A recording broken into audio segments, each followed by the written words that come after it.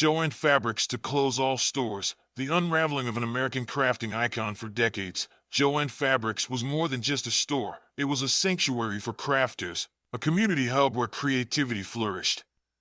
Whether it was a grandmother searching for the perfect quilting pattern, a student scrambling to finish a last-minute school project, or a bride meticulously handcrafting her wedding decor, Joann was the go-to spot. But now, after more than 80 years in business, the beloved fabric and craft retailer is closing all of its doors.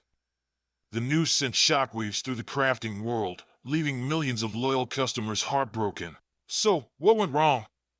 How did a store that once thrived on the passions of hobbyists, designers, and DIYers find itself unraveling?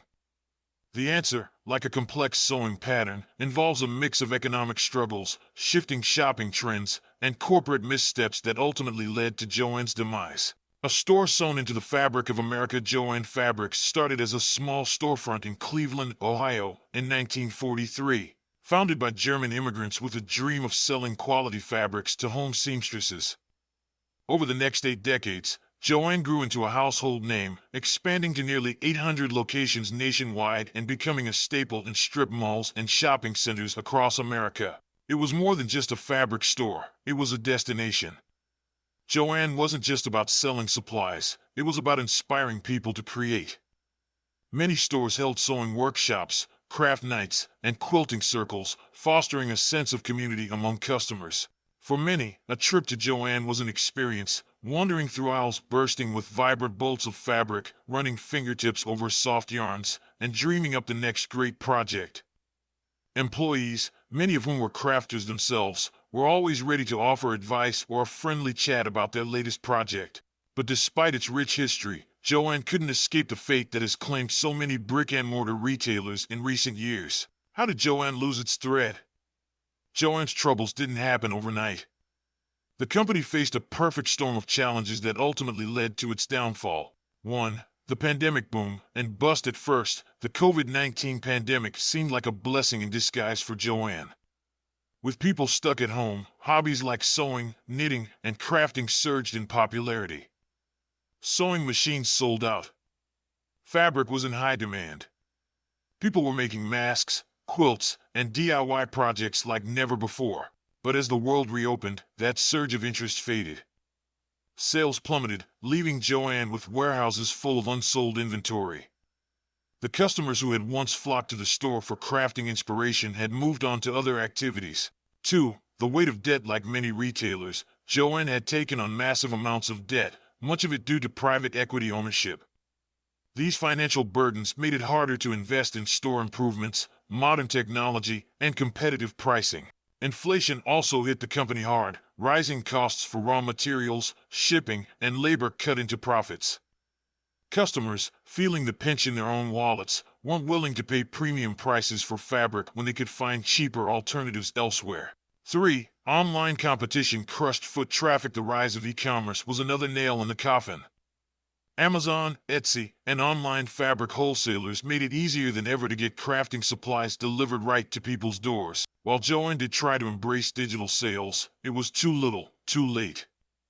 Many customers found shopping online more convenient than driving to a store, especially when local Joann locations had inconsistent stock or outdated shopping experiences. 4. The rise of big-box craft stores. Competitors like Michaels and Hobby Lobby also played a role in Joann's downfall.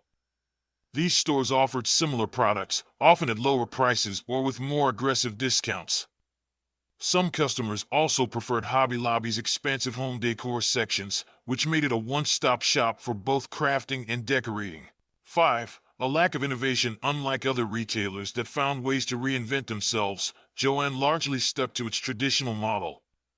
While it did introduce a better app, digital coupons, and curbside pickup, it didn't innovate enough to stand out in an increasingly digital marketplace. As other companies leaned into trends like sustainable fabrics, influencer collaborations, and DIY subscription boxes, Joann failed to keep up, missing key opportunities to attract younger, trend-driven customers. From partial closures to a complete shutdown at first, Joann announced plans to close around 500 stores, hoping to stay afloat with a smaller footprint.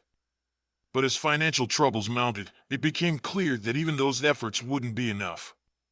After filing for Chapter 11 bankruptcy twice in the past year, the decision was made to shut down all locations. Now, liquidation sales are underway, offering deep discounts on fabric, sewing machines, yarn, and other crafting essentials. Once the inventory is gone, Joann stores will close their doors forever. The bigger picture, the retail apocalypse continues. Joann's closure is just the latest in a string of major retail casualties. Bed Bath & Beyond, Kmart, and Big Lots have all struggled or disappeared, victims of a rapidly changing consumer landscape.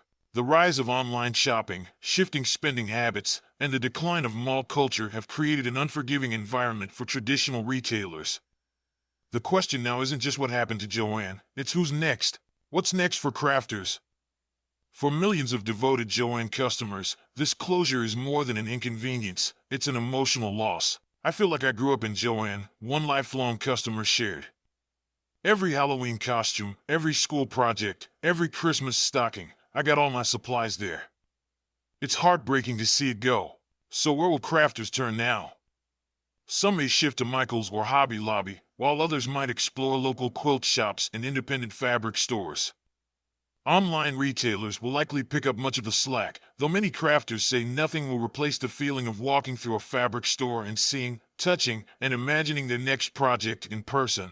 Saying goodbye to an icon as Joann's final days play out, many customers are making one last pilgrimage, stocking up on supplies, taking photos, and reminiscing about the store that played a role in their creative journeys. It's the end of an era, another chapter in the slow decline of America's once thriving retail scene. But while Joann may be closing its doors, the passion for crafting that it helped inspire will continue to thrive. Because at the heart of it all, creativity is something that can never be shut down.